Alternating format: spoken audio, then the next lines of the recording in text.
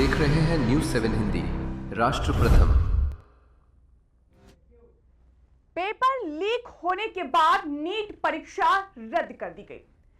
इस परीक्षा में शामिल करीब 10 लाख छात्रों को फिर से परीक्षा देनी होगी। बता दें, बीते 3 मई को देश भर में ये परीक्षा आयोजित हुई थी। पुलिस ने अब तक इस मामले में 45 लोगों को हिरासत में लिया है। आरोप है कि एग्जाम से एक दिन पहले पेपर स्टूडेंट्स के पास पहुंच गया और जो गेस्ट पेपर्स बांटे गए थे उनमें 120 से 140 प्रश्न हूबहू नीट के पेपर से मिलते जुलते थे। कई व्हाट्सएप ग्रुप पर भी ये पेपर शेयर किए गए। पूरे मामले में एक और बड़ा खुलासा सामने आया है।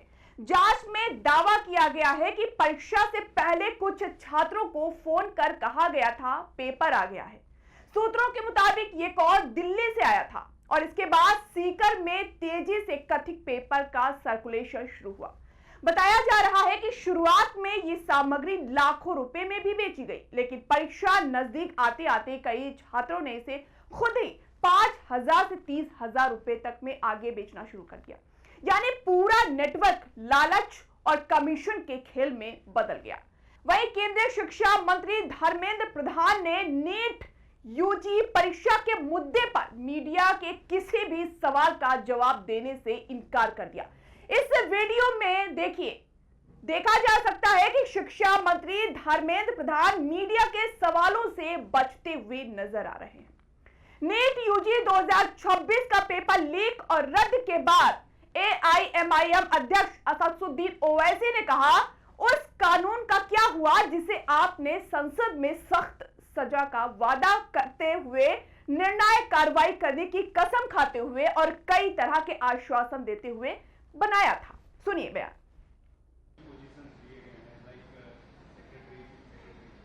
नहीं, ये सवाल का जवाब तो बीजेपी को और बंगाल के बीजेपी के मुख्यमंत्री को बताना पड़ेगा। बड़ा ही ताज्जुब की बात है कि जो कल तक SIR के इंचार्ज थे आज वो स्टेट गवर्नमेंट में आ गए थे। इस सवाल का आपका सवाल वाजिबी है, इसका जवाब तो बीजेपी को देना चाहिए। सर, नीट का पेपर क्या हुआ? वो कानून बनाया आपने पार्लियामेंट में, सजा दे देंगे, फुला कर देंगे, ऐसा कर देंगे। पेपर कैसा लीक हो गया भाई? और कहाँ गया प्रधानमंत्री का वो मन की बात? बच्चों को बोल रहे थे कि टेंशन मत लो। अब वो बच्चों को क्या जवाब देंगे प्रधानमंत्री? मन की बात में तो आपने कह दिया बच्चों को कि टेंशन मत लो। अब वो जो बच्चे पिछले 1-2 साल से तैयारी कर रहे हैं, जो उनके माँ बाप लाखों रुपया इस ये जो कोचिंग सेंटर्स में बर्बाद कर दिए, उन पर क्या गुजर रही होगी? उन गरीब बच्चों के ऊपर जो ख्वाब देखते हैं कि नीट का एक एग्जाम को क्वालिफाई करें। बीजेपी को जवाब देना पड़ेगा, प्रधानमंत्री जवाब दे। शायद प्रधानमंत्री एक और मन की बात कर देंगे उनके लिए, उतना ही होगा। मगर वो बच्चे बच्चियां तो आज उनका दिल टूटा हुआ है। उनके माँ बाप के पास अब समझ में नहीं आ रहा है कि वो क्या करें, कैसा। ओवैसी के अलावा इस मामले पर आप नेता मनीष सिसोदिया का भी बयान सामने आया है, जिसमें उन्होंने कहा है कि नीट परीक्षा रद्द करनी पड़ी। प्रधानमंत्री नरेंद्र मोदी को सोचना चाहिए कि क्या वे उन बच्चों के माता पिता के लिए जवाबदेह हैं या फिर नहीं।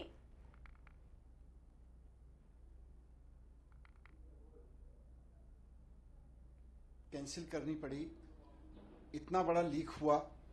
प्रधानमंत्री जी को यह सोचना चाहिए कि वो देश के 22 लाख बच्चों के प्रति जवाबदेह हैं कि नहीं हैं। 22 लाख बच्चे, उनके परिवार एक परीक्षा की तैयारी करने के लिए किस तरह के जुनून से गुजरता है, किस तरह का ट्रॉमा हुआ होगा हर परिवार में जब उनको पता चला कि पेपर लीक हो गया और अब पेपर कैंसिल हो गया। प्रधानमंत्री जी इस बात का जवाब दें कि लगातार उनकी बनाई हुई NTA, ये जो नया कॉन्सेप्ट वो लेके आए थे, हर बार पेपर क्यों लीक हो रहा है।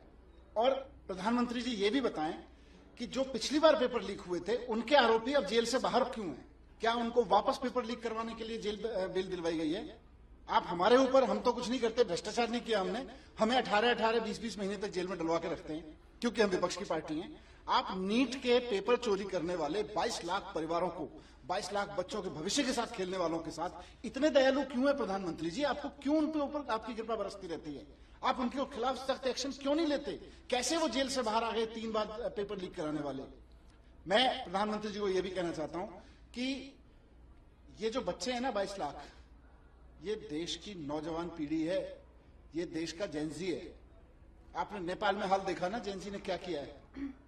याद रखिएगा कि अगर ये जेनजी अपनी पे आ गई ना, अगर आपके लोग चंद पैसों के लालच में इसी तरह से पेपर की दलाली करते रहे तो ये जेनजी नेपाल बना के सत्ता के लोगों को खदेड़ती है, फिर सत्ता में बैठे लोगों को। ध्यान रखिएगा प्रधानमंत्री जी, ये जेनजी है, इसको आम आदमी पार्टी की तरह से या विपक्ष की पार्टी की तरह से आप ईडी से डील नहीं कर पाओगे, आप सीबीआई से डील नहीं कर पाओगे। ये जेनजी है, जज्बात से है। अगर आपने इन बच्चों के साथ न्याय नहीं किया तो ये आपको वही हाल करेगी जो नेपाल में जेनजी ने किया। कैंसिल करनी पड़ी। परीक्षा रद्द होने पर शिक्षक और मोशन एजुकेशन के संस्थापक नितिन विजय ने कहा, एक ही रास्ते पर बार बार जब घटना हो रही हो तो समझना पड़ेगा कि क्यों ना इसका मोड़ बदल दिया जाए। सुनाते हैं आपको नितिन विजय का ये बयान। बोल रहे हैं आपको इस बारे में। जो भी पेरेंट होते हैं वो बहुत पैनिक में हो जाते हैं कि बच्चे भी पूरे 1-2 साल तैयारी करते हैं, अपना जी जान लगा देते हैं, 12 घंटे पढ़ते हैं। जिस दिन एग्जामिनेशन होता है कई बच्चे तो सोचते हैं कि होगा नहीं होगा अलग बात है, बट एटलीस्ट मैथ जो तैयारी करनी थी वो एटलीस्ट बंद हो गई, तो बहुत पैनिक सिचुएशन हो जाती है। पर जैसा आपने बोला कि जब हम एक ही रास्ते पे बार बार हमारा एक्सीडेंट हो रहा है साल दर साल, तो हमें समझना पड़ेगा क्यों ना इसका मोड बदला जाए। जो मैं हमेशा कहता हूं कि जेईई में अगर आप देखिए तो ऐसी अपनी घटना नहीं होती क्योंकि कंडक्शन कंप्यूटर बेस्ड होता है। हम नीट को भी कंप्यूटर बेस्ड हमें कर देना चाहिए क्योंकि उसमें जो है चीटिंग के चांसेस बहुत कम हो जाते हैं। इसमें चीटिंग के चांसेस बहुत ज्यादा होते हैं क्योंकि पेन एंड पेपर है। तो आप सोचिए पहले प्रिंटिंग प्रेस पे पेपर जाता है, वहां पता नहीं कितने सारे कर्मचारी उस पेपर को देखते हैं। उसके बाद ये पेपर जो है 500-550 शहरों में जाता है, 5000 सेंटरों के आसपास जाता है, वहां पे 2 लाख लोग होते हैं जो उसको टैकल कर रहे होते हैं। तो कहीं से भी लीक हो सकता है। कौन इस पूरी प्रक्रिया में शुद्ध है ये जान पाना इतना आसान बात नहीं है। और जब हम जानते हैं कि ऐसी बात है कि हम एक ट्रक जो सोने से भरा हुआ है और पूरी दुनिया को बता रहे हैं कि एक ट्रक पूरा सोने से भरा हुआ जा रहा है और हम ये सोचें कि उसे लूटने का प्रयास नहीं करा जाएगा, ये सोच हमारी गलत है। तो डॉक्टर बनने का सपना बहुत लोगों का होता है। तो डॉक्टर बनने का सपना क्योंकि बहुत लोगों का है तो उसके लिए कितने भी पैसे देने के लिए, प्रलोभन देने के लिए लोग होते हैं। और जो कर्मचारी 2 लाख से ऊपर इसमें इन्वॉल्व हैं, उनको अगर लाखों करोड़ों रुपए का प्रलोभन कोई देगा तो हो सकता है उनमें से कोई एक आध टूट जाए। पर यह भी सच है कि सिर्फ कुछ हजार बच्चों तक ये पेपर शायद पहुंचा होगा, मुझे नहीं पता कितने तक पहुंचा, पर आप समझिए कि उस छोटे से क्राइम जो कुछ लोगों ने करा उसका खामियाजा 25 लाख बच्चों को, 24 लाख बच्चों को भुगतना पड़ रहा है। और उन 24 लाख बच्चों से कम 1 करोड़ लोग साथ जुड़े हुए हैं। ये कोई छोटा मोटा एग्जामिनेशन नहीं, 1 करोड़ लोगों को आज आहत पहुंची है, उनका दर्द है, उनको वापस होते हैं। बोल रहे हैं आपको इस बारे में।